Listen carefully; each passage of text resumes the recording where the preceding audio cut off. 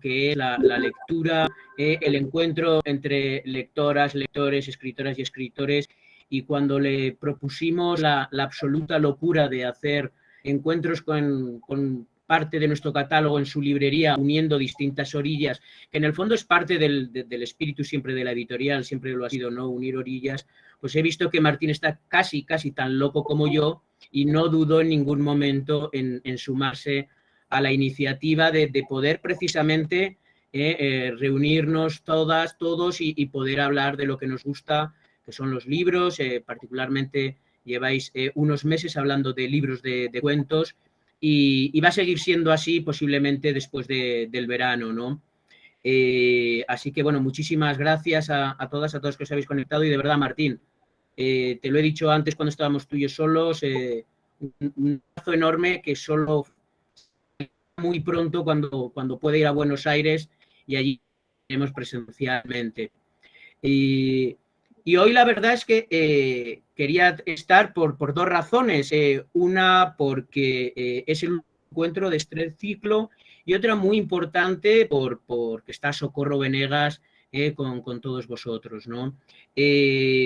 Socorro y yo llevamos un trabajo como en distintas altitudes o distintos sustratos. Somos capaces de colaborar como autora y editor, hemos sido capaces de trabajar como antólogas en una antología que se llama Vindictas, cuentistas latinoamericanos, que seguramente Socorro querrá también quizá hablar de la magnífica trayectoria que está haciendo como editora en la UNAM. Es una gran editora, es la jefa, y ha sido un placer absoluto poder trabajar también en ese ámbito y aprender de ella, no solo como escritora que es, sino también como editora. Y la suerte que yo he tenido de conocer a Socorro, entre otras muchas cosas, es haber publicado La memoria donde ardía, que es el libro que hoy nos reúne aquí. Socorro, que es buena editora y conoce bien la metodología de presentar un manuscrito, un día me llegó un correo suyo anunciando que tenía la intención y que le gustaría enviarme un manuscrito para su lectura. Yo le contesté y le dije que encantado, que estaba ansioso de poder leer los cuentos de una escritora que tiene una trayectoria muy importante, una trayectoria además que no es de libros. Socorro Venegas es una escritora que hay autores que son como cometas y van avanzando en el cielo y van creando un libro detrás de otro. Hay autoras que son una constelación, un poco en espiral, y que sus libros dialogan entre sí.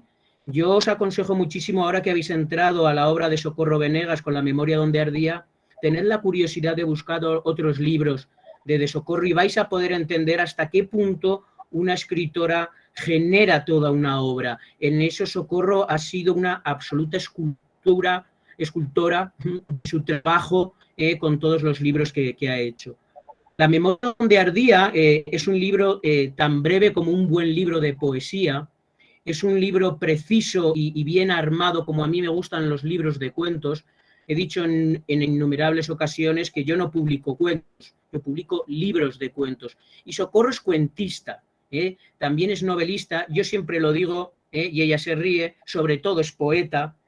No, los poetas a veces no escriben versos, pero siempre hay poesía en lo que escriben, y el caso de Socorro es un ejemplo clarísimo. Cuando leí La memoria donde ardía, y esto lo podemos compartir con todas vosotras, para mí fue atravesarme literalmente, o sea, fue como una conmoción, como un estremecimiento de alma, de espíritu, de emociones, de todo lo que yo encontraba en ese libro y todo lo que iba encontrando en sucesivas lecturas. Como editor me gusta leer varias veces un manuscrito antes de hablar con un autor o con una autora, y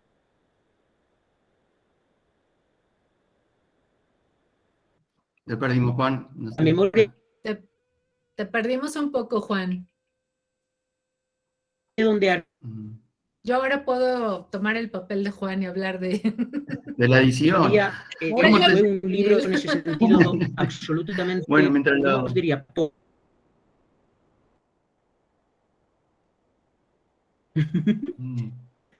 Bueno, no sé si me oís, pero bueno, termino ya. Adelante, Ahí está. adelante. Nos perdimos, dijiste que era una genialidad. Lo dije varias veces, pero bueno, sigue tu socorro porque creo que tienes mejor conexión que la mía y yo voy apuntando algunas cosas. ¿Te parece? Me parece muy bien. Bueno, pues muchas gracias, Juan, porque siempre, la verdad es que Juan siempre hace unas introducciones maravillosas. Quisiera decirles que solo de mi libro, pero la verdad es que es buenísimo hablando de sus autores porque se preocupa por conocer no solamente el libro de cuentos que publica, sino que busca todo lo que sus autores escriben y entonces hay allí un conocimiento como muy integral, muy completo de una obra. Y en alguna ocasión acá en la Ciudad de México que Juan estuvo para hablar del aniversario de Páginas de Espuma, cuando a mí me pidieron decir algo sobre él como editor, yo dije que lo que encontraba era una mirada, ¿no? Y es la mirada que uno espera de un editor, una mirada abierta, una mirada que abre conversaciones. Juan ha dicho varias veces que un editor sobre todo es un lector y yo diría que también es alguien que conversa, que sabe conversar con lo que un autor es y dice, no solo en el presente, sino con lo que ha dicho en el pasado y con lo que podría proyectar en un futuro. Entonces, este libro de cuentos, La memoria donde ardía, es un libro que, como ya ha contado Juan, lo presenté primero preguntándole si acaso lo querría leer. Era un libro que yo había trabajado por varios años y que había estado sin ninguna prisa, y creo que eso es importante también para un escritor, no apresurar los libros, no apresurar el ritmo, un poco si pensamos yo pienso en el libro de cuentos y me imagino una tirita de estas de un electrocardiograma, ¿no?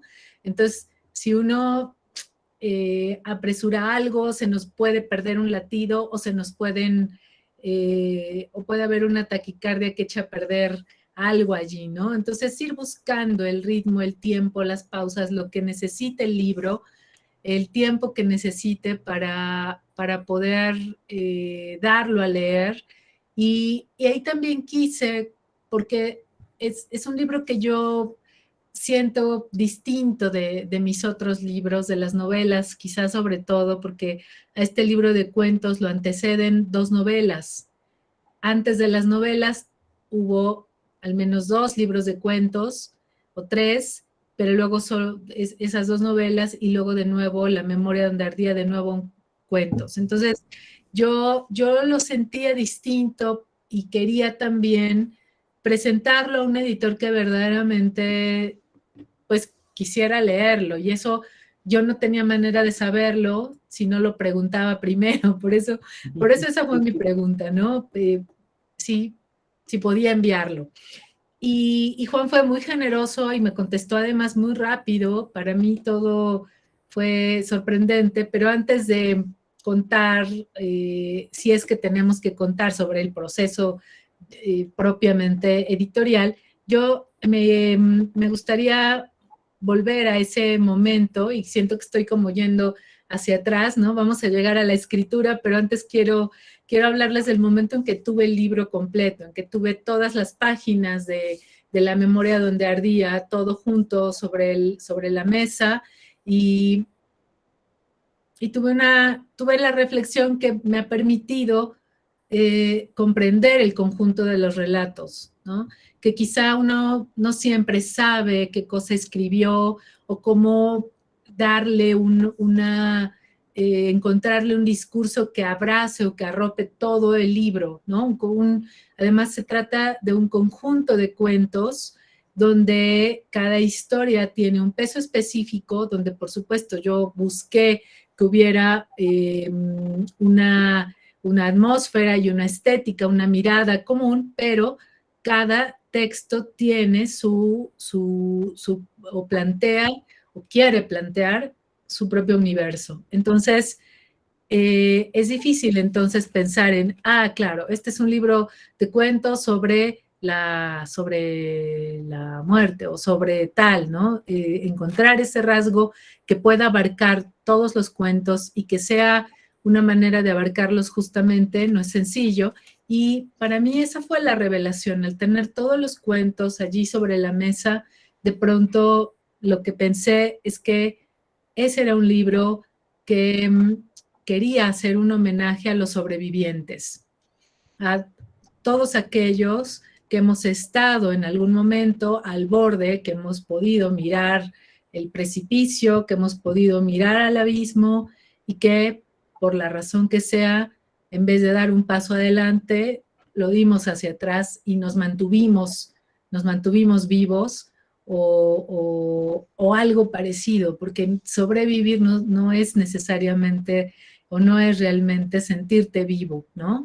Al menos los personajes de estas historias están en una especie, a veces están en una especie de limbo, ¿no? Están descubriéndose, encontrando sus voces, encontrando ahí en las llamas del infierno también, encontrando la belleza imposible, ¿no? La belleza que parecería que no puede existir, por ejemplo, en un duelo, que es lo que le sucede a la narradora, al personaje que narra el primer cuento con el que el libro abre, que es Pertenencias, y yo no buscaba conscientemente, porque no me parece que el arte tenga esta función, que el arte no tiene por qué darle el servicio a nadie, de decirle cómo debe vivir, ni tampoco el arte tiene por qué enseñarnos nada. Y la paradoja, lo maravilloso es que el arte así, sin quererlo, es como nos va salvando la vida, ¿no? Nos va mostrando, nos va enseñando que la belleza está allí aún en los momentos más difíciles y que puede haber más difícil que esta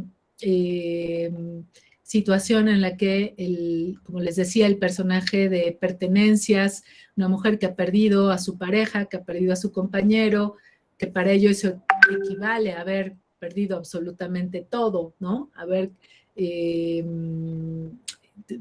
Es de nuevo esta existencia en el abismo, ¿no? La vida completamente suspendida, porque en un momento así parece que deja de existir el tiempo como lo conocemos, ¿no? Como que no hay un antes y un después, está viviendo en un muy extraño tiempo presente, donde todo tiene que ver con ese ser que ha partido, todo tiene la vibración de ese ser que ha partido, todo le habla de él, y es terrible que estando todo el mundo, todo al servicio de recordarle a un ser amado, justo se carece de ese ser amado, ¿no? Entonces, de esa carencia, de ese dolor y de ese extrañamiento que hay en el duelo, de allí nace esta historia y este personaje puede encontrar, y es algo que quizá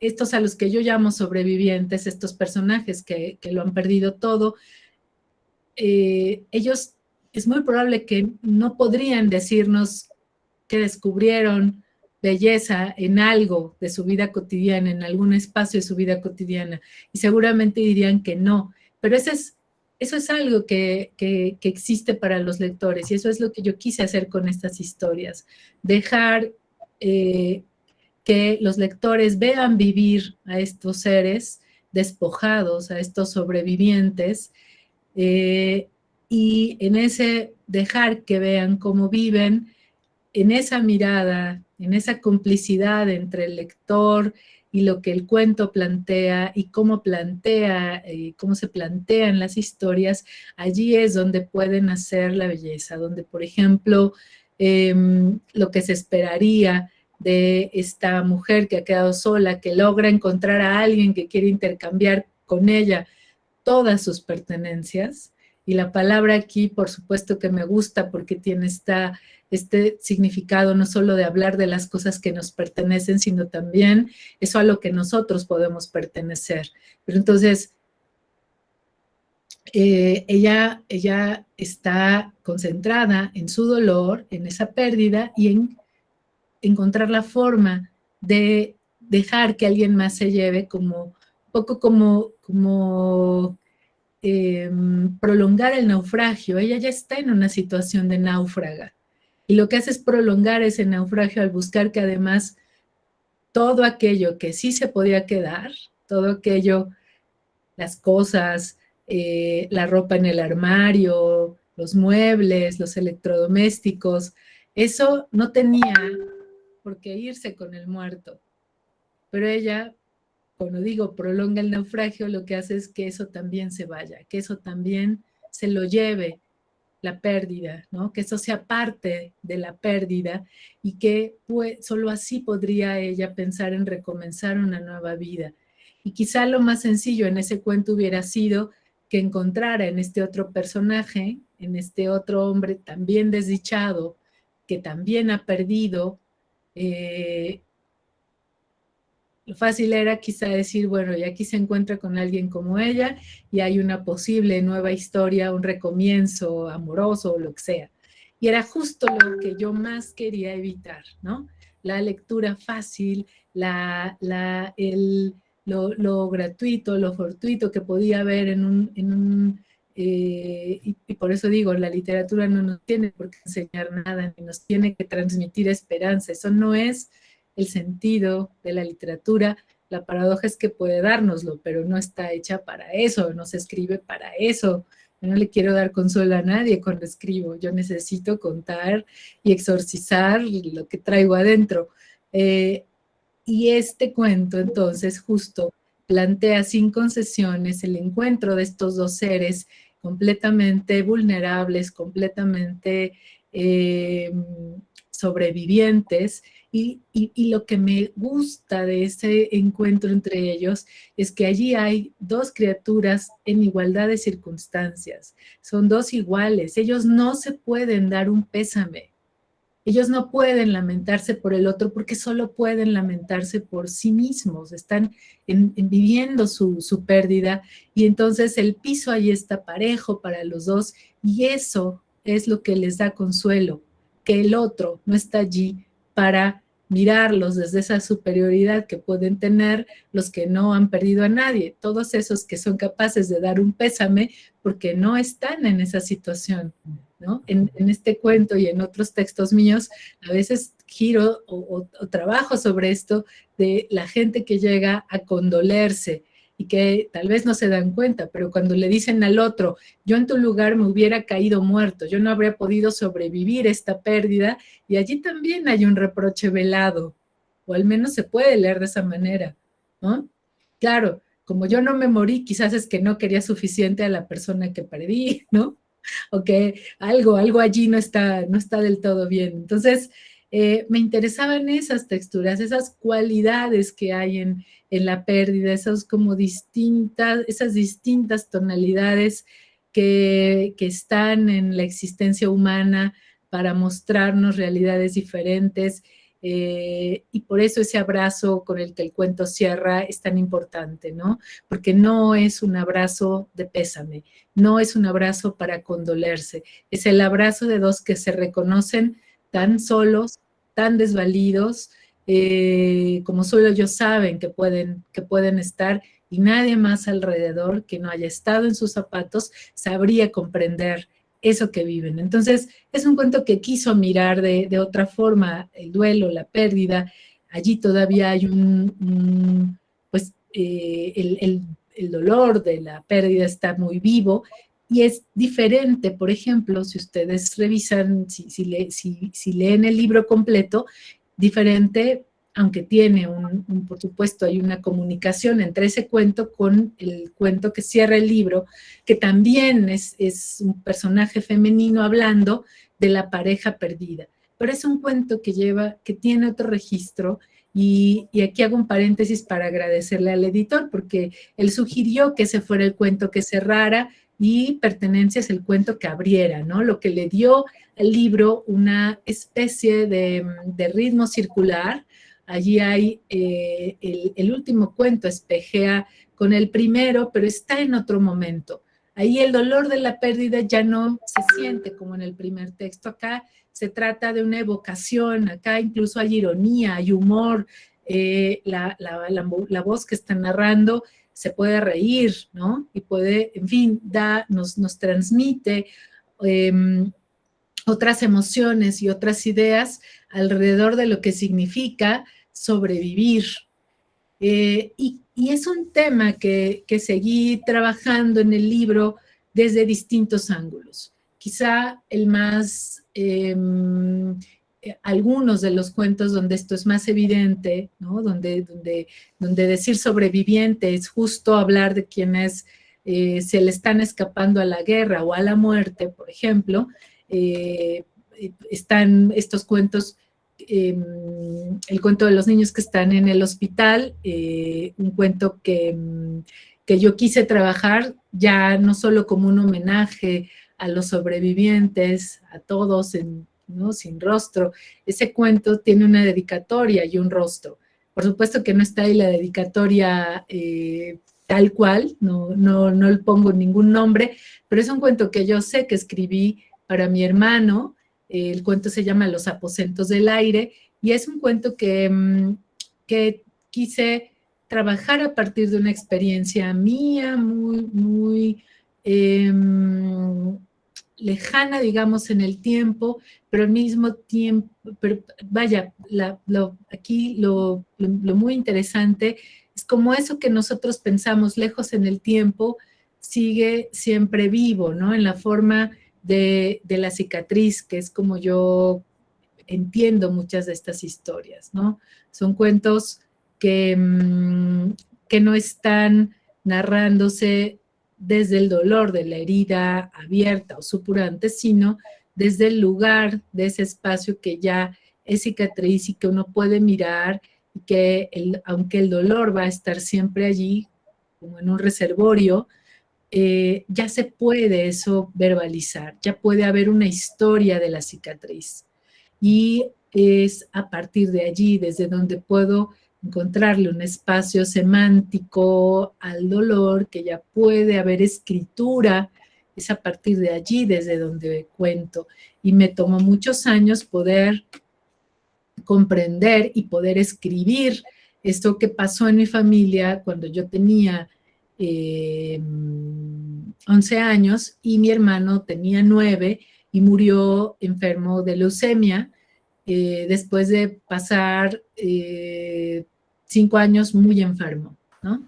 Esos 5 años muy enfermo ya pues habían marcado a la familia, ya toda la dinámica familiar se trastocó a partir de su enfermedad. Mis padres tenían que viajar a otra ciudad para los tratamientos médicos de mi hermano y muchas veces mi otro hermano y yo, que yo era la mayor, si yo tenía 11 años cuando mi hermano murió, mi hermano tenía 10 y mi hermano más pequeño, que estaba enfermo, tenía 9, ¿no? Entonces, éramos niños que los dos nos quedábamos solos, veíamos cómo se llevaban al otro hermanito enfermo y vivíamos mucho tiempo, pues nosotros buscando cómo resolver las cosas de la casa sin que hubiera adultos que nos dijeran qué hacer. Entonces hubo una época que lo curioso es que lo recuerdo como una época feliz, porque al mismo tiempo pues se nos disculpaban muchas obligaciones. Pero por otro lado, cuando mi hermano pasaba temporadas en la casa, su cuerpo, las cicatrices, las marcas de la enfermedad, lo que él había aprendido en el hospital, era siempre un ir de un asombro a otro. Se había ido un niño pequeño que era como nosotros y había vuelto un niño adulto que tenía era muy responsable y muy consciente de cómo tenía que cuidarse, que se ponía su pijama. Cuando mi otro hermano y yo nos caíamos dormidos con la ropa que lleváramos, éramos unos paganos desordenados, absolutamente, en fin, en esa vida un poco de abandono, ¿no? Y mi hermano, que era el más pequeño, resultaba el más consciente, razonable y con unas experiencias que nos sorprendían porque hablaba del hospital, que era un lugar donde él estaba creciendo solo. Porque, claro, mis padres tenían un horario de visita. La vida se les iba viajando a esa otra ciudad, pero con mi hermano pasaban 1 hora o el tiempo que se les permitiera. Entonces, todo eso alimentaba en la niña que yo era, pues un mundo de preguntas que yo solita me contestaba. Eso es la imaginación, ¿no? Uno mismo hace sus conjeturas, elucubra, ¿no? Y cierra todo de manera que las preguntas vayan teniendo la respuesta, que no importa si es la verdadera o no. Lo que importa es que sea la respuesta que uno necesita. Y para mí, en eso se convirtió la memoria, en tener allí las palabras, las historias que yo necesitara. Y para mí eso también se convirtió luego en la literatura. Escribir lo que yo necesitara contar, decir las respuestas que yo necesitara para vivir. Y es lo que he ido trasladando a mi escritura. De manera que cuando en ese o en otros cuentos, sobre todo en otros donde yo escribía sobre mi hermano, en algún momento conté la historia del día que mi madre consiguió meterme al hospital para visitar a mi hermano, que era algo que estaba prohibido, porque un niño sano es un niño que puede llevar infecciones a niños con el sistema inmunológico comprometido. Entonces no se permitían visitas al hospital de los hermanos, yo no podía entrar, pero mi mamá consiguió de alguna forma, conmovió a las enfermeras y al cuerpo médico para que la hermana pudiera visitar a su hermano, porque el niño extrañaba mucho a sus hermanos. Entonces, yo recuerdo que fui caminando por el pasillo, que había unas llaves que en vez de que saliera agua, salía leche, porque eso era el pabellón para los niños enfermos. Recuerdo que me asomé a una habitación y vi a la mejor amiga de mi hermano llena de tubos encima, porque estaba muy enferma, ella también tenía un cáncer avanzado, eran niños de 9 años, 8 años por ahí, y vi más niños sin cabello por las quimioterapias, y luego ya llegué a ver a mi hermano. Y eso lo he escrito, esa es mi memoria. Pero hace apenas unos días hablé con mi madre y le dije, ¿cómo fue esa visita que yo hice a mi hermano? Porque eso lo he estado escribiendo, pero ¿en qué momento fue? ¿Cómo lo lograste? ¿Cómo los convenciste? Y mi mamá me aclaró. Mi mamá fue muy generosa conmigo, porque me dijo, mira, hija, eso nunca pasó, pero qué bueno que piensas que sí pasó. Entonces, todo eso, no sé en qué momento, yo lo imaginé, yo necesitaba esa historia, necesitaba eso para poder completar mi cuento con mi hermano, ¿no? O sea, para mí no eran ya recuerdos, era terminar de construir un recuerdo, algo que pudiera trasladar a la escritura, una especie de testimonio amoroso, que eso también puede ser un cuento y eso también puede ser la literatura. Quería dejar ese testimonio amoroso de lo que le pasó y de cómo pude entrar a ver a mi hermano allí en su otra casa, la casa que siempre estuvo vedada para sus hermanos. Entonces, lo imaginé, no me ha pasado nada después de saber que lo imaginé, puedo convivir perfectamente sabiendo que eso en cierto mundo no es real, pero en mi mundo, en el que más me importa, sí pasó así, ¿no? En el mundo de lo que imaginamos, de lo que necesitamos trasladar a las emociones, que es donde yo creo que está lo más importante y lo que nos constituye, ahí esto sí sucedió. Y el otro cuento o las otras historias donde estamos también mirando a los sobrevivientes, donde yo quería mirarlos a los ojos, tienen que ver, por ejemplo, con la experiencia de la maternidad, que yo creo que para muchas mujeres que no lo pueden contar, que no, por las razones que sean, no encuentran el espacio para verbalizar sus experiencias difíciles, por usar un eufemismo, las experiencias de la maternidad pueden ser catastróficas para las mujeres.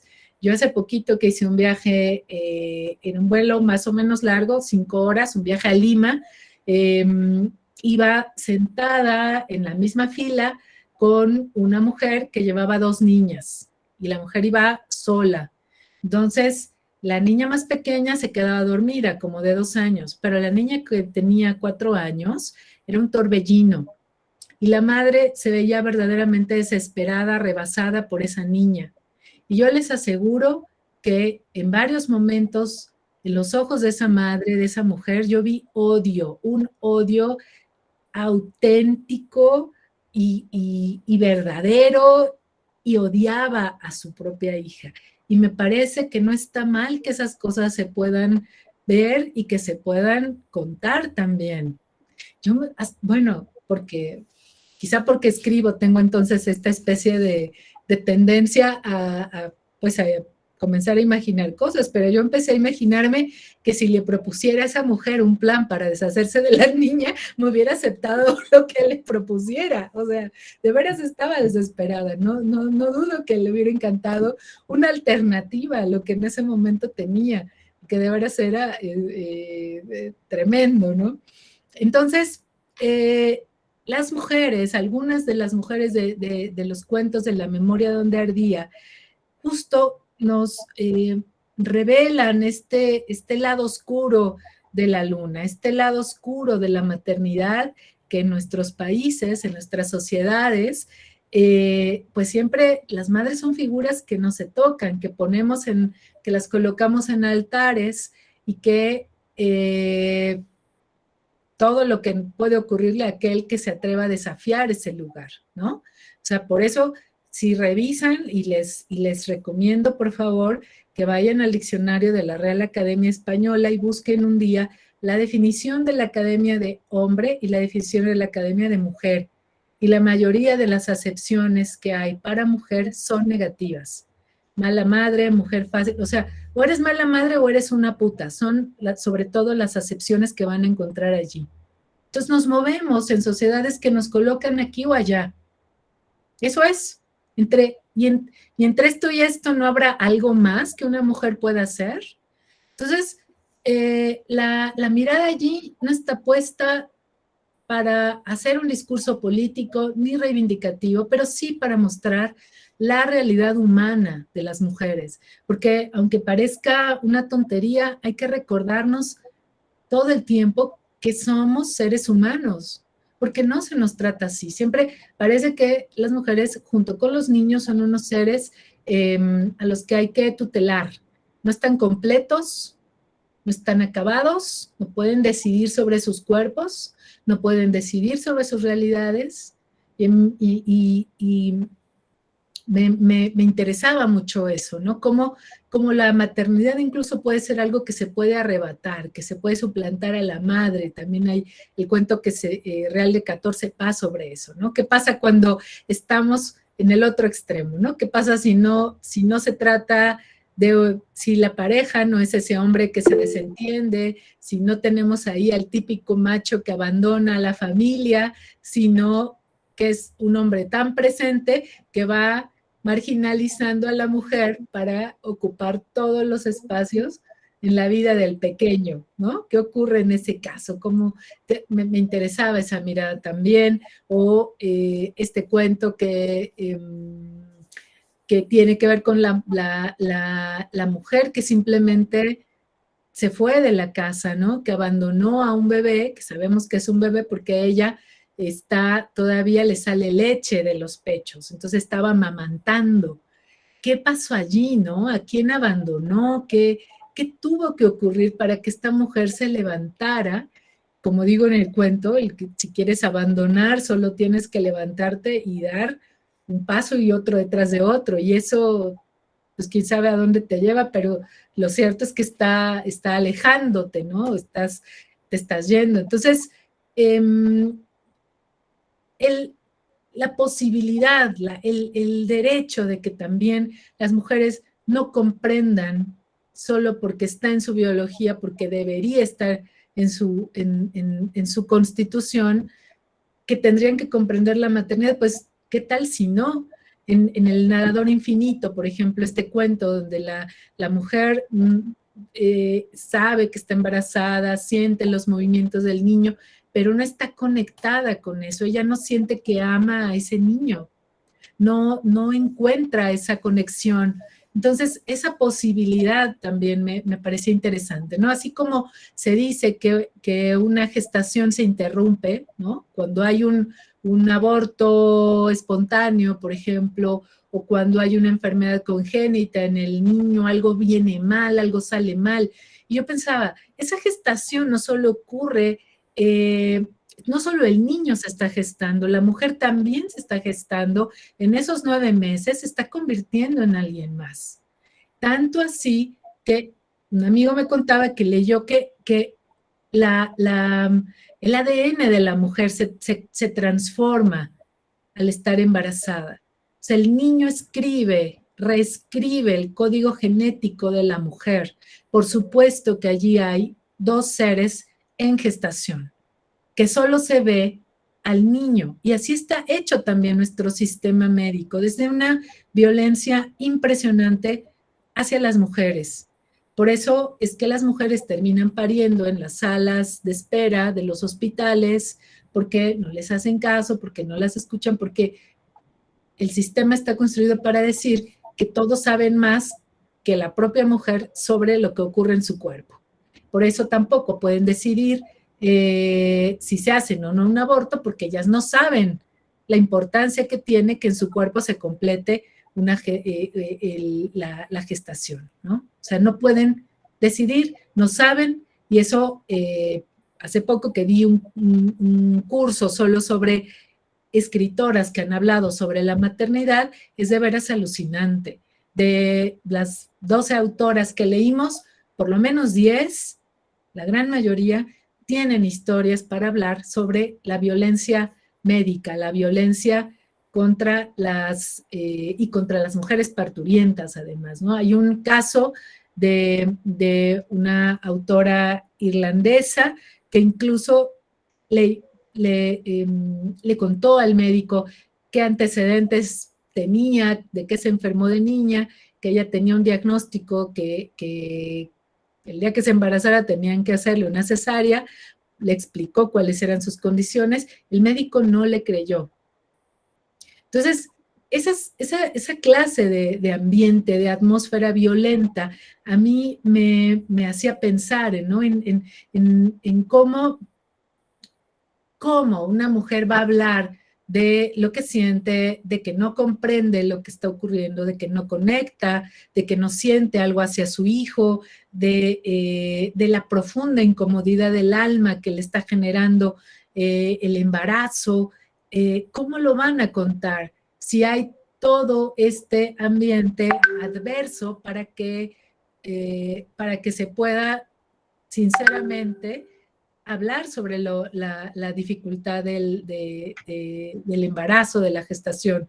Y una lectora, alguna vez, una mujer ya de, no sé, 60, 70 años, me dijo que cuando ella había estado embarazada de gemelos, se había sentido muy mal, muy angustiada, pero que sabía que no se lo podía contar a nadie porque la podían señalar como una mala madre. O sea, lo que está prescrito es que debe ser no feliz, sino profundamente feliz, que llegaste a la máxima realización a la que puede llegar una mujer. Entonces, todo esto es cuestionado en estas historias desde el lugar de las madres, no desde el púlpito, no desde el discurso político, no, desde la experiencia vital profunda, desde la, como les decía, desde la incomodidad y la inconformidad también con lo que se está viviendo, ¿no? Son mujeres que terminan siguiendo sus emociones. Ese es el ámbito de esas historias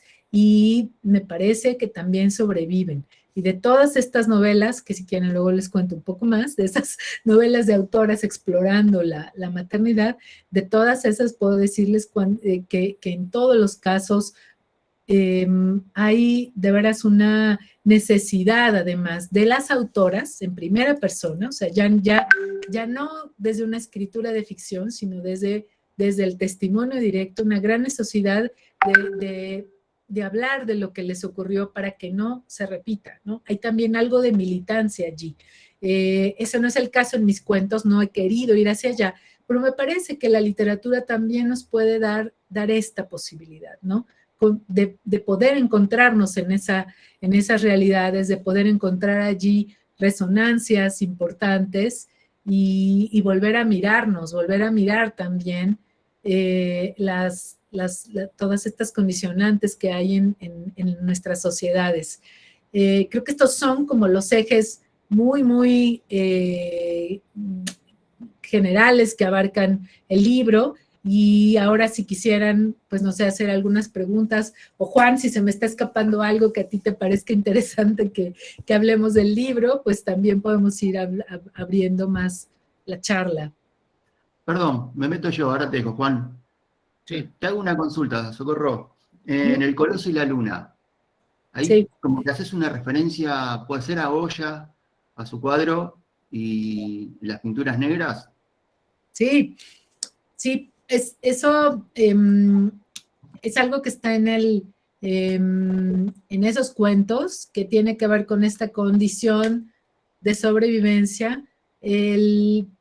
Un motivo muy importante para mí en mi escritura, no solo en el primer cuento, en Pertenencias, sino en El Coloso y la Luna y en otros quizá, aunque no de manera tan evidente, un motivo importante han sido esas pinturas negras de Goya, ¿no? Justo pinturas que él hizo en un momento de profunda desesperación, en un momento donde los historiadores han hablado de que estaba enfermo, deprimido, muy mal, y toda esa oscuridad está en sus pinturas. Además las pintó todas sobre los muros de un lugar que se llamó la Quinta del Sordo, que él se estaba quedando sordo, y de esa...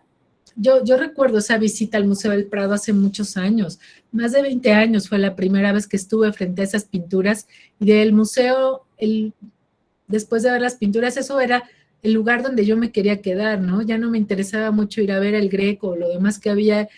Yo me sentía como tan cercana a eso que veía allí. Por eso en el primer cuento, pues,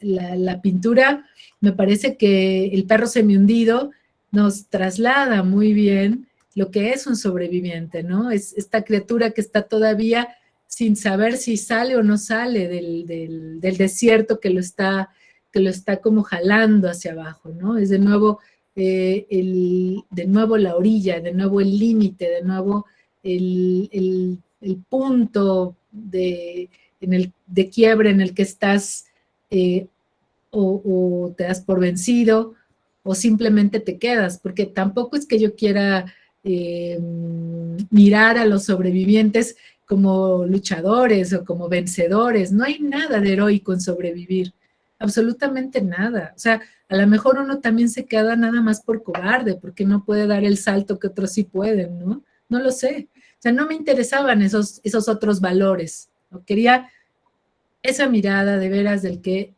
se ha quedado despojado.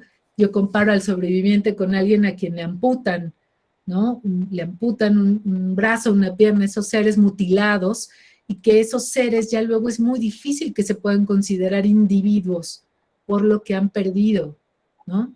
Entonces, ¿qué pasa allí, no? ¿Qué tiene que ocurrir para continuar viviendo después de estas experiencias donde la pérdida equivale justo a una mutilación, ¿no?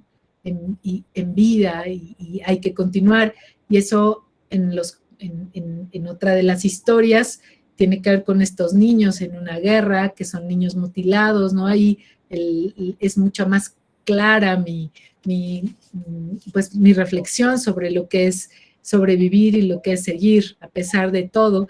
Y qué bueno que hablaste del Coloso y la Luna, Martín, porque creo que ese es otro también de los territorios de estos cuentos. La infancia vista sin condescendencia, como quise mirar la maternidad también, sin condescendencia, y buscando allí todo lo hermoso que puede haber en la infancia, pero también lo terrible, la vulnerabilidad, la soledad, ¿no? Del personaje del Coloso y la Luna, esta niña que está no solo buscando al padre alcohólico en la calle, no solo quiere encontrarlo, quiere comprenderlo. Para mí esa es la búsqueda en realidad.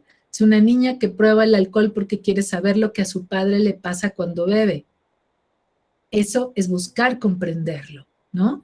Y eso es decir, también ella en esa historia, en ese trayecto de su casa, una casa de la que es expulsada por su propia madre la que le dice ve y búscalo. Es un hogar donde ella no está protegida tampoco, ¿no? Entonces, ella en realidad en ese trayecto de la casa al lugar donde quiera que esté su padre, alcohólico, se está jugando todo, porque ella va valorando dónde puede ser que deba vivir en ese lugar del que en vez de que la manden a la escuela, la mandan a buscar al padre, tal vez, y empieza a planteárselo en ese camino, tal vez lo mejor sea vivir con su padre en la calle, si es tan feliz bebiendo, si ese es el ambiente de la felicidad, si esa es la felicidad que el padre le puede enseñar, que es lo que puede darle, entonces ella va considerando una vida en la calle. Es un poco, quería yo también tratar de comprender a estos niños que un día se van de su casa y no vuelven.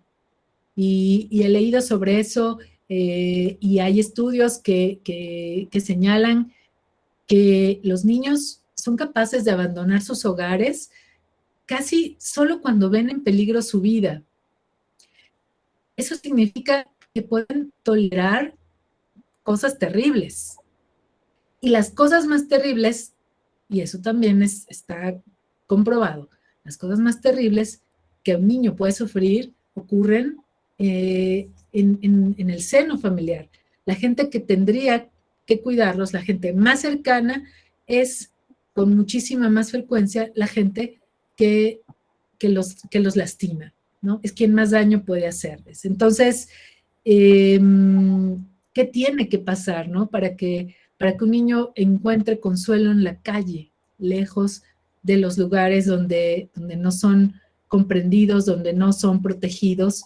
Y aquí me conmueve mucho la reflexión de una poeta norteamericana, Mary Oliver, que dice, me gusta porque trata con mucho respeto a los niños, que es lo que yo he querido hacer, no hacer una historia que llena de diminutivos, ¿no? Que vea el mundo de los niños como esta cosa edulcorada o que los trate como retrasados mentales, como, ¿saben? A todos alguna vez nos han dicho, ay, le pasó algo muy feo, pero se le va a olvidar, ¿no? Y nada se olvida, nada se olvida. Todo queda allí escrito en la memoria del cuerpo, en la memoria del alma, ahí está todo. Esa acumulación es la que nos hace quienes somos cuando llegamos a la vida adulta, ¿no? Entonces preguntémonos todo por esa infancia decisiva que luego nos construye. Y bueno, pues eso es lo que está allí en El Coloso y la Luna, es como están estos otros cuentos de infancia también, y lo que les iba a decir de Mary Oliver, que por poco se me olvida, pero lo que ella dice es que la única diferencia entre un niño y un adulto es que los niños no pueden cambiar su realidad, y lo saben. Entonces, me parece una realidad, me parece una reflexión sencilla, dolorosa, enorme, porque es así. O sea, ellos saben lo que es la pandemia, ellos han estado confinados con nosotros, pero ellos pueden menos que un adulto, por supuesto, cambiar una situación. Se apegan a ella y por eso se apegan tanto a los adultos, aun cuando los lastimen, aun cuando los dañen, muchas veces, a menos que sientan que su vida peligra, y entonces son esos niños que vemos en las calles, bajo los puentes, que tuvieron que irse para sobrevivir. Eso es lo que ellos han tenido que hacer, ¿no? Sí, Martín. No, te estaba escuchando, pero anonadado. Hace poco nosotros en el club leímos el último libro de Claire Keegan, donde es, pero casi fundamental en su escritura, los silencios. En tus libros también es importante los silencios. ¿Vos qué valor le das a esa parte en la literatura, a lo no dicho? A mí me interesa muchísimo y todo el tiempo trabajo alrededor de eso y es una lucha con los editores, porque yo puedo entregar un borrador, pero luego cuando digo voy a hacer correcciones, cuando yo digo correcciones, eso es equivalente a todo lo que tengo que quitar y todo lo que prefiero sugerir y todo lo que me encanta trabajar con las elipsis. Entonces, a mí me parece que el silencio es fundamental justo porque esa es la otra escritura, ¿no? Esa es la escritura cómplice, es la escritura de la complicidad, pero también la escritura que le permites al lector, que le dejas allí para que complete, para que mire, ¿no? Es el espacio de la mirada. Entonces, en realidad el silencio no es tanto un silencio, sino es lo que ocurre cuando se mira, lo que uno, es el momento en el que el lector llega a donde tú querías llevarlo y ahí lo dejas un rato para que haya pues como un espacio de comprensión diferente, ¿no? Quizá el cuento donde más lo tuve claro y con toda intención, deliberadamente lo trabajé de esa forma, es la Vía Láctea, ¿no? Ese cuento de la mujer a la que se le va saliendo la leche, que no sabemos de dónde vino, que todo lo inferimos, no está dicho nada, ¿no? Ella dice lo que quiere, ella habla de un bebé que nació, que pesó tanto, hasta el signo zodiacal nos dice, pero al mismo tiempo la precede y la rodea un silencio tan tremendo que yo no sentí que tuviera que tocarlo, ¿no? Que eso era algo ya para los lectores, ¿no? Para que cada quien pusiera allí lo que hiciera falta, ¿no? Víctor Hugo tiene una frase que la escuchaba desde muy chiquito, ¿no? Que decía que la melancolía es la felicidad de sentirse triste. Y en tu lectura me pasaba eso, como que era tristeza, pero a la vez me sentía feliz. Me costaba leerte y que pasara por la cabeza, porque tu lectura me pasaba por el plexo, directamente. Era pura emoción. ¿Cómo llegás a eso? Digamos, lo llevas en la sangre, pero ¿cómo lo trabajas esa parte? Por eso creo que es muy importante trabajar la escritura en este sentido, ¿no? Para mí fue importante reconocer que yo, desde una experiencia donde la herida está abierta, yo allí no puedo ser escritora. Yo allí solo puedo ser el animal herido que necesite pasar por la experiencia y después trataré, si quiero, trataré de recuperarla literariamente, ¿no? O sea, estas memorias, esto que tiene que ver con mi hermano, otras experiencias que también he querido trabajar literariamente, ¿o no? En fin, tenía que ser capaz de mirarlas con una distancia suficiente, ¿no? Para poder escribir sobre esas experiencias. Entonces, y quizá, pero esa es mi experiencia. Para otros autores, tal vez, alguna vez con un amigo hablábamos de esto, los poetas tienen otro método o pueden tener otro método, ¿no? Tal vez para ellos escribir desde la emoción sea importante, pero yo creo que aún escribiendo desde la emoción y aunque salga algo maravilloso, se tiene que trabajar después. Por supuesto que siempre se tiene que trabajar, ¿no? Y tiene que ver con una máxima de Quiroga, que yo sobre todo leo decálogos de cuento porque son muy divertidos y porque uno ve cómo los propios creadores de los decálogos traicionan sus reglas, ¿no? Porque lo que funciona en un cuento no vuelve nunca a funcionar para no solo para sus propias historias, sino para las de nadie, las de cualquier otro, ¿no? Entonces, pero son divertidos, por lo menos por lo que quisieron decir, ¿no? A lo que quisieron llegar. Pero hay una máxima que a mí me parece muy importante y que a mí me sigue iluminando, de Quiroga, que decía, no escribas desde la emoción, ¿no? Evócala. Y es desde allí, desde la evocación, desde donde me parece que puedes encontrar la belleza de la cicatriz, belleza de la herida, y por eso creo que uno puede ser feliz, ¿no? Porque puedes ya encontrar allí ya un poco lo que se ha hecho es una especie de transvase, ¿no? Pasaste eso que era amorfo, que era dolor, que era material sanguinolento, ¿no? Lo pasaste a otro lado, lo convertiste en lenguaje, lo convertiste en una experiencia estética, sin que pierda su autenticidad. Ese es el trabajo, ¿no? Con el último cuento, no sé si fue algo adrede, pero haces una intertextualidad con Radiohead, ¿sí? Sí.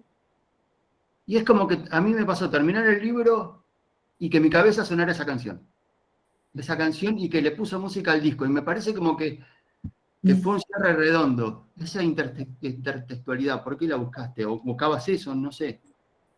Sí, porque un poco el motivo allí era la música, el cuento se llama La música de mi esfera, ¿no? Y es una mujer que un poco ya no está atravesando un duelo, ¿no? O sea, ya la experiencia de la pérdida quedó ya atrás en el tiempo y ahora tiene una especie de encuentro fortuito con los discos de ese muerto, y se puede incluso burlar un poco de las cosas que están tan viejas, que ahora ya todos esos discos compactos estarían en un aparatito chiquito, en un iPod, o ni siquiera, ahora ya está suscrito a Spotify, o en fin, lo puedes tener todo, y antes era reunir toda la música en tu cajita y todo eso.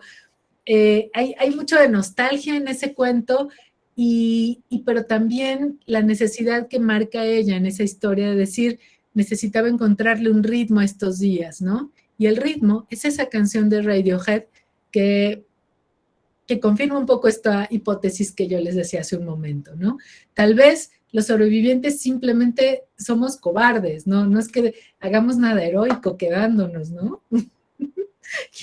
Pues cada quien lo podrá interpretar como quiera. Y esa canción es eso, es una especie de himno de cobardía, a ver, hay cosas que si me puedo evitar las emociones fuertes, ¿no? No quiero sorpresas, no quiero alarmas, o sea, a mí déjenme en mi burbuja, ¿no? Por favor, o sea, entre menos entradas tenga el mundo real a esta burbuja, yo estaré mejor. Gracias, ya tuve mi dosis de vida, de emociones intensas, no quiero nada más. Eso es un poco de lo que va la canción de Radiohead, y era la tonada, es como la textura que ella le va dando a sus días.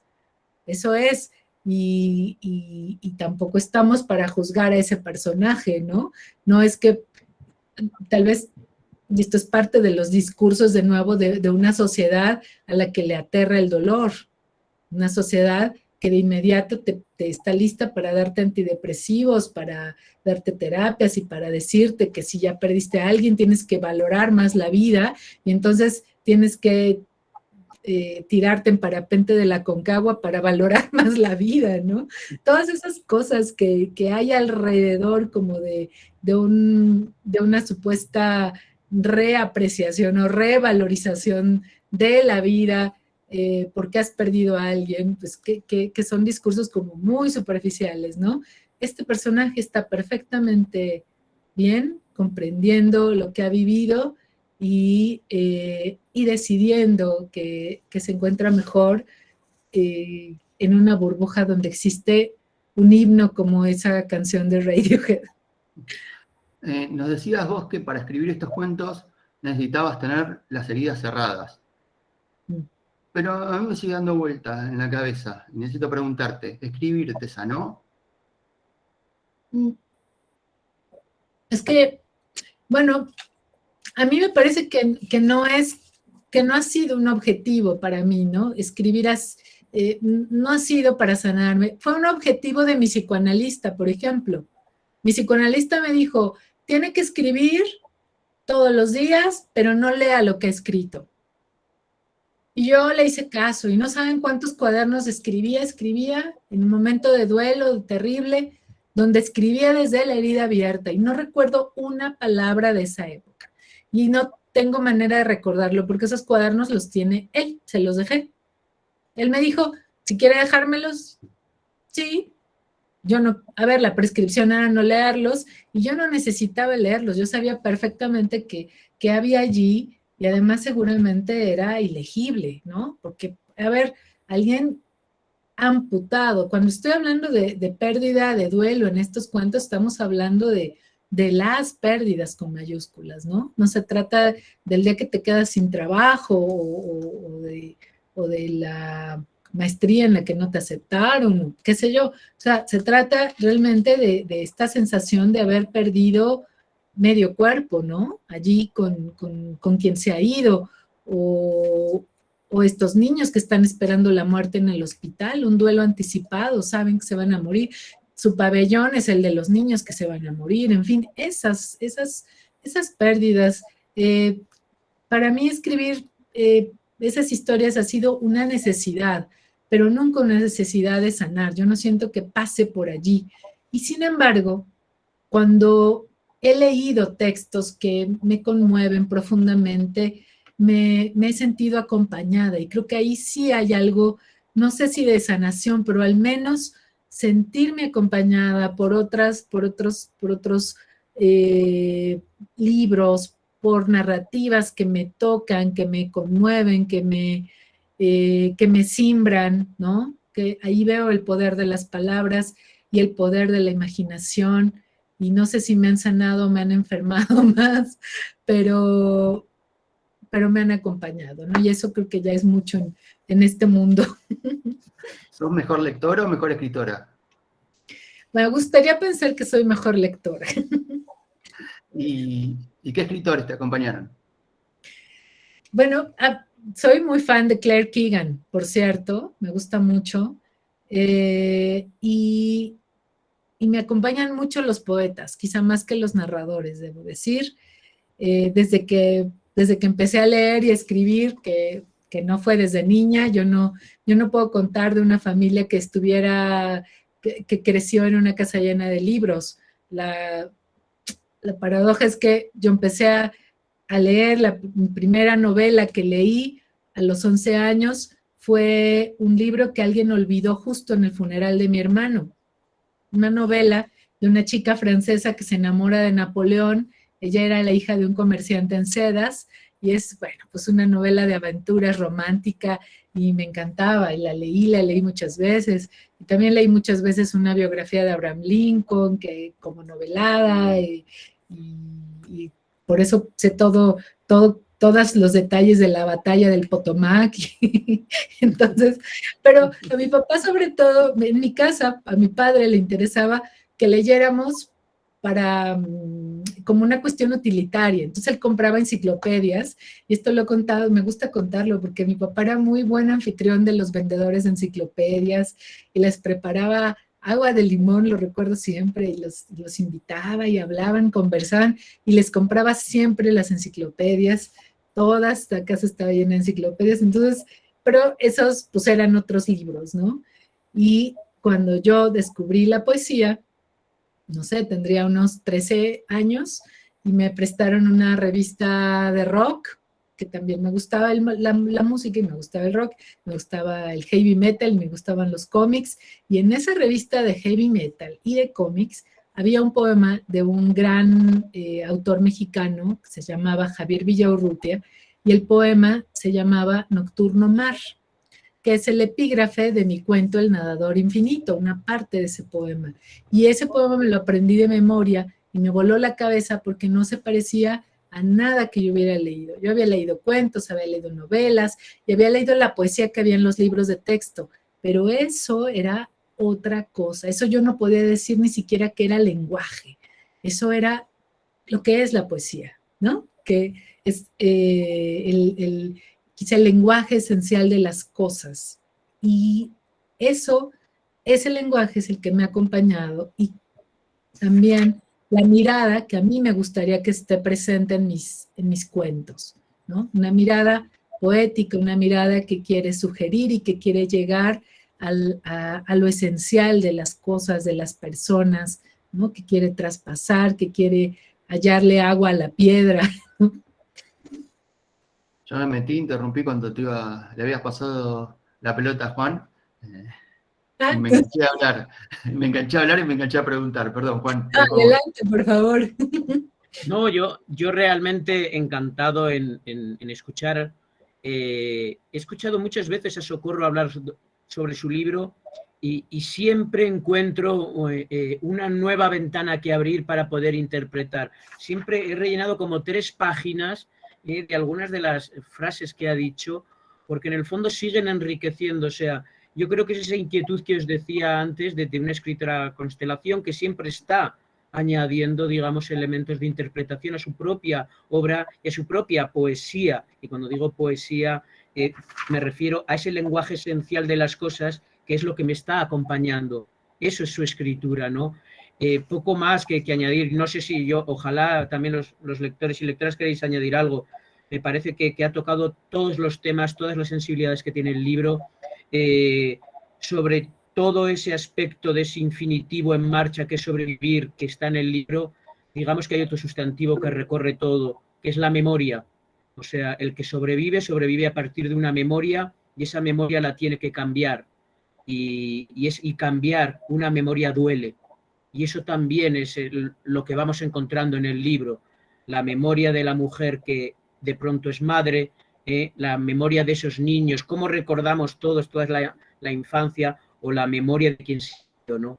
Me parece que ese concepto de memoria vivo, que es un organismo que se va moviendo entre los cuentos, parece que es otro elemento indispensable para entender la memoria donde ardía, ¿no? Así que bueno, ojalá tengáis alguna pregunta, porque ya veis que Socorro enriquece cada vez que habla. Yo creo que voy a volver a leer el libro, o sea, de hecho, no lo tengo aquí físicamente, pero tengo el PDF de imprenta y me he puesto de pronto a leer líneas, o sea, es cautivador. Ahí Fernando dice que la verdad que es maravilloso el fluir de tus palabras, Socorro, me cautiva. Antes teníamos una pregunta. A ver, Sabrina. Dejó un comentario en alguna parte. De hecho, sucede con muchas definiciones que cambian en base al género de referencia. Por ejemplo, las definiciones de gobernante, gobernanta, cualquiera, etc. Ahí tocando la cuestión de género. No sé si alguien quiere preguntar algo. Abrimos la ronda de preguntas. No sean tímidos. Quedan todos calladitos. ¿Estás preparando? Ahí, Jimena. Yo siempre tengo una pregunta, perdón. Me resulta interesante preguntar cómo convergen la idea de lectora, escritora, editora. ¿Cómo pulís un texto teniendo todos esos roles, dando vuelta esas vocecitas ahí detrás? O sea, ¿cómo funciona eso? Claro.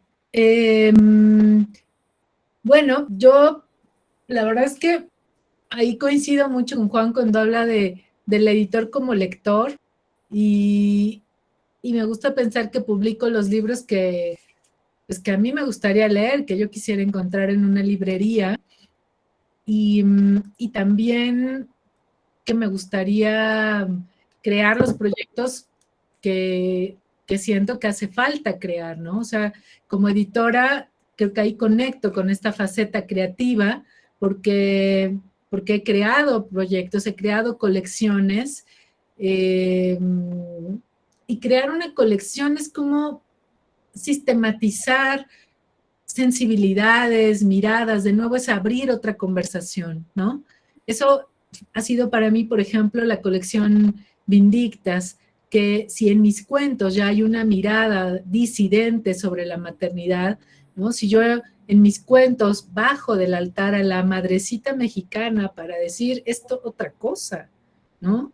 Y hay unas cosas que vale la pena escuchar y que vale la pena decir, y alguna vez en una presentación vino una mujer muy joven con su hijo, un chico de unos 8 o 9 años, y se me acercó y me dijo, a mí me importa mucho que mi hijo desde ahora sepa que yo no considero el mayor logro de mi vida que haber dado a luz, haberme convertido en madre. Mi mayor logro en la vida ha sido hacer un doctorado, por ejemplo, ¿no?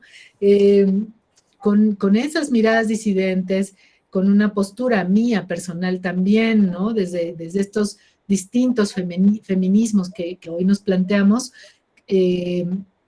pensé en crear una colección que rescatara la obra de escritoras latinoamericanas del siglo XX, y entonces he publicado ya 10 novelas aquí en la Universidad Nacional Autónoma de México, donde trabajo como directora de publicaciones, y allí le estoy dando otra forma a algo que me ha movido, que me impulsa, pero que sé también que allí el trabajo es otro, ¿no? Mi trabajo más personal no tiene que ver con hacer un discurso político, pero mi trabajo, el trabajo profesional, digamos, o el trabajo en la editorial universitaria, sí que tiene ese componente, ¿no? Sí que, por supuesto, hay allí una postura política y ética y una mirada también que busca, como yo he querido buscar, aunque sea tarde, a mis antecesoras, a esas autoras a las que cuando yo tenía 14, 13 años y estaba leyendo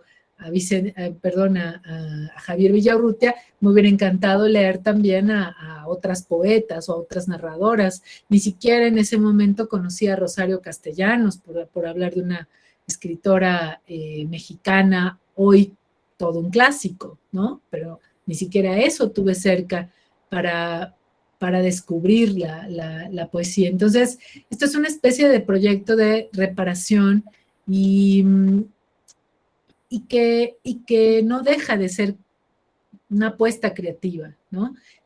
Editar es, al final, crear los libros con los autores. Juan me ha dicho en algún momento que pues el libro no existe, sino en realidad tú recibes un manuscrito, ¿no, Juan? Sí, siempre yo parto de la idea de que Socorro no me entregó un libro, me entregó un manuscrito. Lo único que era un manuscrito, y Jimena, la pregunta es muy acertada, era un manuscrito de una escritora visto por una editora también. Entonces, creo que por eso Socorro destaca mucho mi mirada, porque a Socorro y a su escritura hay que mirarla de tal forma que a Socorro no se le puede ya editar, digamos, técnicamente un texto. Ella está muy atenta a esos pequeños errores que muchas veces los editores tenemos que sobrevolar sobre ellos. Pero sí que los textos de Socorro, cuando están en esa fase de manuscrito, necesitan de esa mirada, esa conversación, ese debate y ese diálogo es indispensable para que en esa recta final del manuscrito se convierta en libro. Y eso es una maravilla poder hacerlo, ¿eh?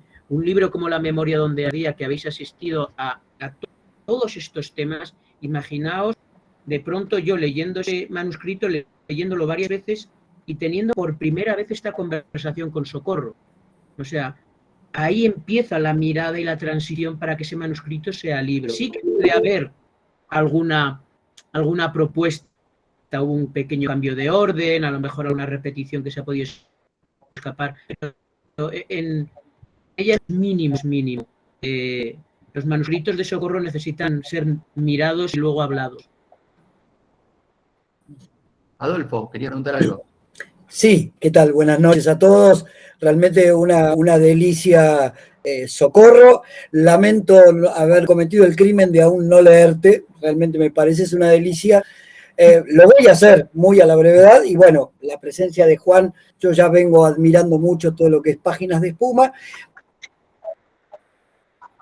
Pero siguiendo un poquito la pregunta de Jimena, y interiorizando uno desde el lado, digamos, de ser un poco un diletante de la escritura y tratando de empezar a entender todo este mundo, digamos, brevemente soy abogado, con lo cual a la escritura estoy relacionado, pero no desde un punto de vista artístico, si se quiere.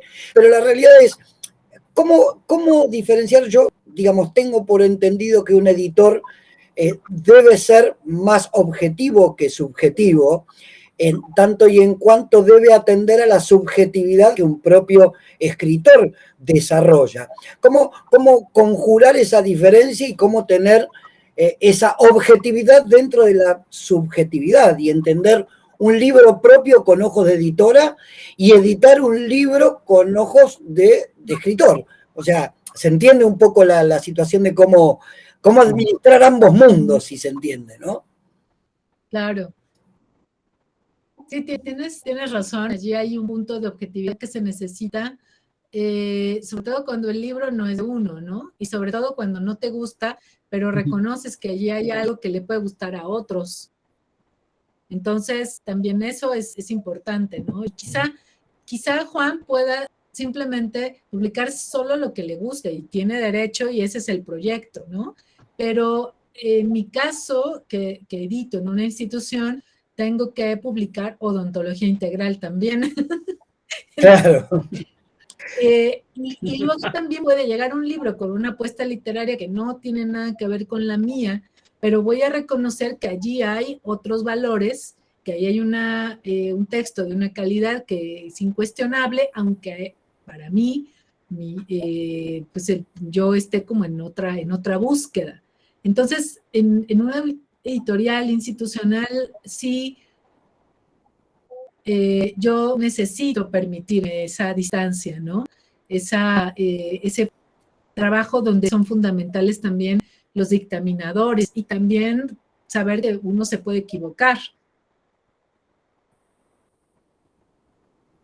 ¿no? Y estar abierto también a las sorpresas. Yo, por ejemplo, estaba pues muy en la incertidumbre con un proyecto que este año hice de publicar, que además no fue un proyecto chiquito. Yo dije, quiero una colección sobre la historia de México, que específicamente cerráramos la lente en la caída de Tenochtitlan. ¿Qué pasó? Ajá. ¿Qué pasó desde el punto de vista ambiental? ¿Qué pasó desde el punto de vista de la historia de la imprenta? ¿Cómo se ve esa caída o qué pasó desde el ángulo político, religioso? Distintos ángulos. Quise 15 ángulos distintos. No dije 5, no dije 8, no. ¿Por qué no 15, verdad? Entonces, fue un proyecto. Menuda apuesta. Por eso estaba un poco temerosa y temblorosa, porque decía, ¿qué va a pasar? Son 15 libros, es muchísimo, y no era un proyecto tampoco caro, porque el papel fue subiendo de precio y todo el papel con el que imprimimos en México es importado. Bueno, ¿para qué les cuento todas las vicisitudes alrededor?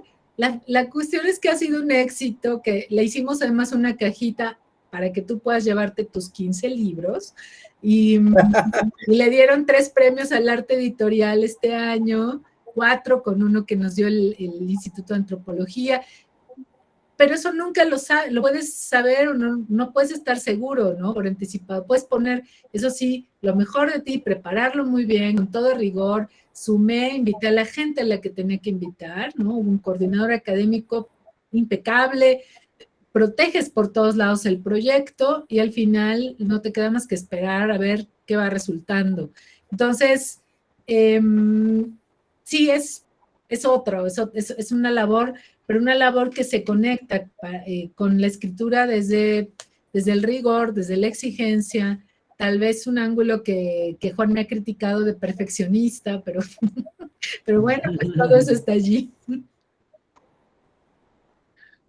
Bien, muchas gracias. Juan, te hago una consulta. A leer el libro, Adolfo, por favor. Pero por supuesto que sí, tarea para el hogar. Es bellísimo, aparte, es bellísimo. Juan, ¿nos podés adelantar algún proyecto que tengas para Argentina el año que viene? Sí, claro. Argentina van a seguir llegando libros de páginas de espuma. Algunos ya sabéis que se están imprimiendo allí. Tenemos 2 escritoras argentinas que van a tener próximamente novedades. Una es Clara Obligado, con un ensayo extraordinario sobre la escritura, sobre la naturaleza, sobre cómo dos hemisferios o dos vidas en un momento dado se pueden dar la mano, ¿no? Como alguien que ha nacido en el hemisferio sur, su vida se fractura y el resto de su vida se hace en el hemisferio norte y entonces no hay ni una vida ni otra. Hablo de Clara Obligado, que en el año 76 tuvo que escapar de la dictadura argentina, y ella también sabe lo que es una pérdida precisamente a través de esa huida. Y el otro es una escritora argentina que reside en España, que es Valeria Correa Fiz, una maestra en distorsionar la realidad hasta crear un grado del fantástico. Imaginaos dos extremos, la inquietud y el desasosiego de Samantha Schweblin o la oscuridad y el terror de Mariana Enríquez. Entre esos dos extremos se mueve Valeria. La condición animal, un libro que ya está en Argentina, se aproximaba más a esa esfera de lo insólito de Samantha. Este nuevo libro, que se titula Hubo un jardín, ya veis que os introducen en algo misterioso, se acerca más a esa oscuridad, a ese terror quizá de Mariana. Y junto con esa orilla contemporánea os van a llegar los cuentos completos de Flaubert, el diario de un escritor completo de Dostoyevsky, o sea que vais a tener varias opciones que espero que os gusten y bueno, que nuevamente... Dime, sí. Yo vi el box set de Dostoyevsky, de Diario de un escritor. ¿Va a venir en tapadura y todo así o se va a imprimir acá? ¿Cómo va a ser? No, porque ahí varía el precio, seguro. Sí, va a variar, o sea, no... El problema de ese libro es que son 2.200 páginas y el papel de ese libro es un papel que no está en todos los lados, porque si no, el libro es ingobernable. Entonces, ese libro te llegará en barco desde esa orilla. Bueno, en cuotas, entonces. Tenemos 2 cuotas en Delibooks. Bueno, no sé si alguno quiere hacer alguna pregunta más. Si no, los vamos a ir dejando descansar. Sabrina, solo agradecer, gran oradora, tanta verdad en sus palabras, tanto para pensar, un placer.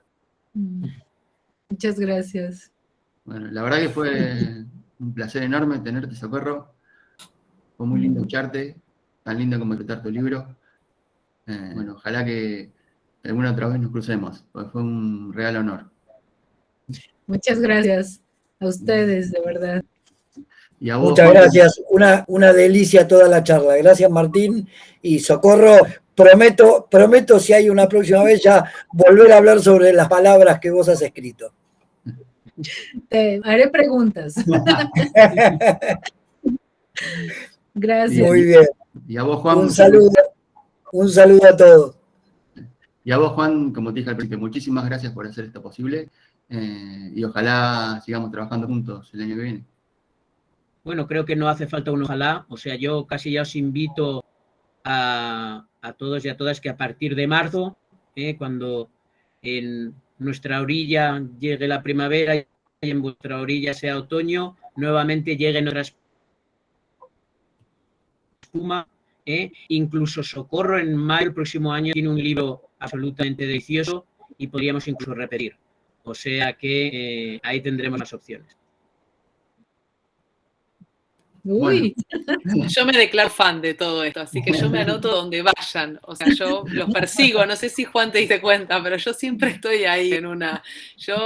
lo que uno aprende en esto es increíble, así que nada, soy muy fan. Juan, gracias. Yo tengo una petición, Juan, porque mi libro en Argentina es importado, entonces cuesta el doble. Por cómo el dólar, me he enterado. Entonces, haz una edición en Argentina, Juan. Públicamente, delante de estos lectores, estas lectoras y este librero, levanto la mano y yo, Juan Casamayor, editor de Páginas de Espuma, prometo sobre la memoria donde ardía que su nuevo libro aparecerá en edición argentina. Muy bien. Y no que caigan sobre mí todas las devoluciones de los distribuidores. Y aquí está Adolfo, que es nuestro nuevo abogado, así que... Cualquier cosita a su disposición. Adolfo. Ya está. Cerrado. Muy bien. Y capaz que lo mandamos al club también entonces. Es un Maravilloso. Bueno, muchísimas gracias a todos. A muchos los voy a volver a ver, a otros creo que no, así que les deseo que tengan un buen fin de año y que comiencen con todo el año que viene y esperemos que esta maldita pandemia ya se termine una vez, aunque parece que no. Bueno, le mando un abrazo enorme a todos y muchísimas gracias. Muchísimas Hasta gracias. luego. Hasta luego. Saludos. Chao. Gracias. Muchas Claro. gracias. Adiós. Chao, chao. Muchas gracias a todos.